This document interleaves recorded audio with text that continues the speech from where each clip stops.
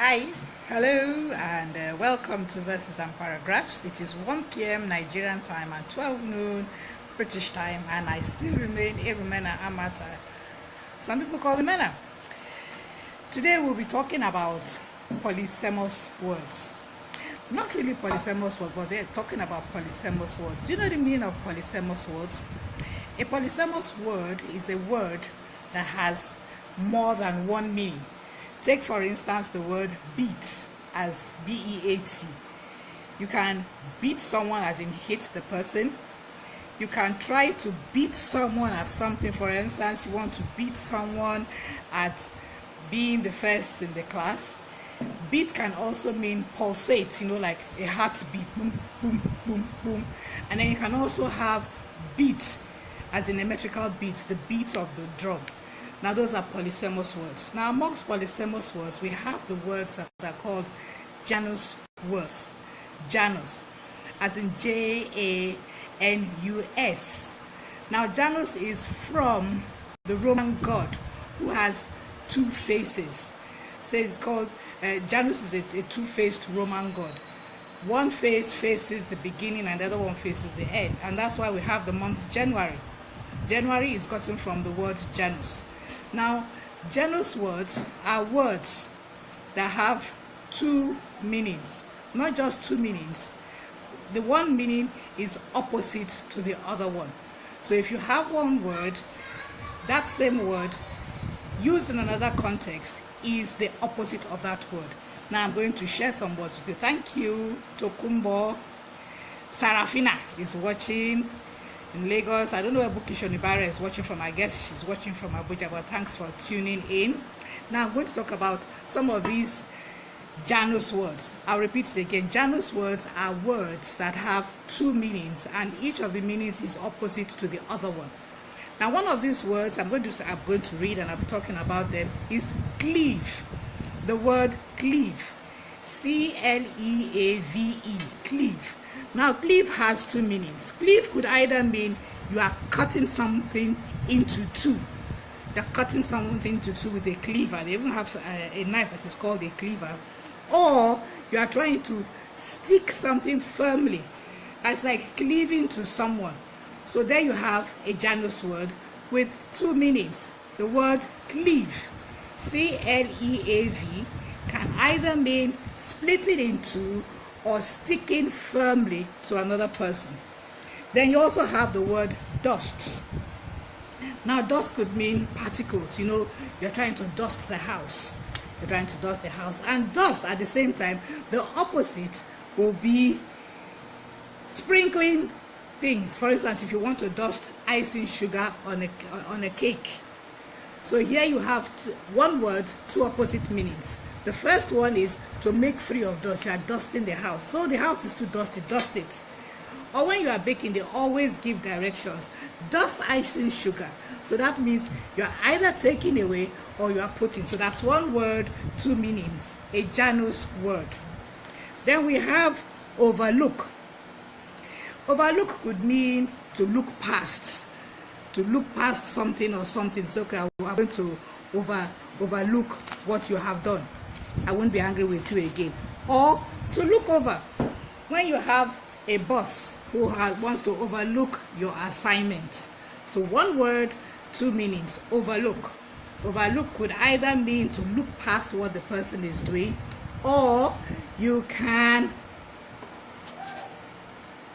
look over, like overseeing what the person is doing. Then we have another word, rock, as in the word rock, R-O-C-K. Now rock could be either something that is firm or solid, or it could be a swaying. When you say you're rocking to the music, so you have like a swaying movement. So it's either you're swaying to the music, or you are standing solidly firm. Then you have the word screen. Now, if you go to the hospital and maybe you are in the bed, and then maybe you are in one long room, and then you have different beds, and then the doctor is coming to you, they put a screen. So what they are doing is that they are screening, they are trying to conceal that patient from other words. That screen. And then the other screen is like when you want to screen a movie. So you have one word, two meanings. You either screen, you conceal, or you screen, you show. So it's either you are concealing it or you are showing it. One word, two meanings, a Janus word. Then we also have trip. Now trip could either mean you are walking on the road, or you are dancing or moving with rapid steps. You know, when you are tripping, say somebody is tripping, or you can either stumble or fall. So one word, two meanings. We also have fast. Make something fast. You fix firmly, or you are able to move rapidly. So it's either you fix something firmly or you're able to move rapidly. So we'll be talking about Janus words. Janus words are words that have two meanings, and those meanings are opposite in nature, and that's what we're talking about. There's also the word sanction. Now I've got to read this one. I'm going to read this one.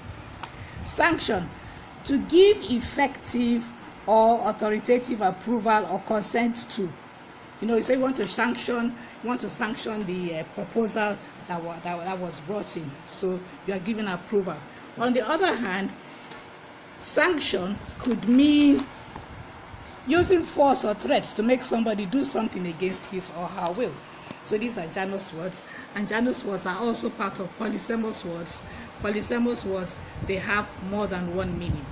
Now our word for today is benighted, and I know there are many people who are going to like the meaning of this word. Benighted is spelled B-E-N-I-G-H-T-E-D, and it's an adjective. Now benighted means someone who is unenlightened, intellectually, socially, or morally. I never believed that benighted. When I heard the word benighted, I thought it had to do something with like these knights that they have in Europe. I didn't know that benighted means someone who is unenlightened, and that person is unenlightened intellectually, socially, or morally. Benighted could also mean overtaken by night. I think that's about all that I have for today. We've talked about some Janus words. Tomorrow is Saturday. I'm not going to be on Saturday. I'm going to be on next week Monday, and next week Monday we'll be talking more Janus words. Remember, our word for today is benighted, B-E-N-I-G-H-T-E-D,